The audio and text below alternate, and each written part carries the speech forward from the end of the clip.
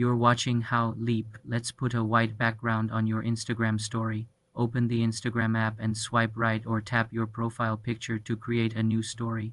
On the story camera screen, tap the drawing icon at the top of the screen, which looks like a squiggly line or a marker. At the bottom, you will see a color selector.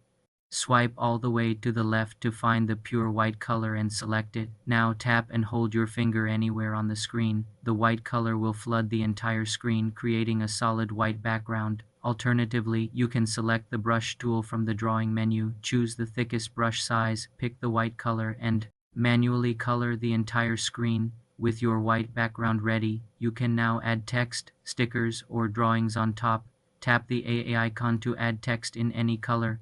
Use the sticker icon to add GIFs or polls. When you are finished, tap your story to share it or send it to specific friends. For more simple computer tutorials, subscribe to the channel.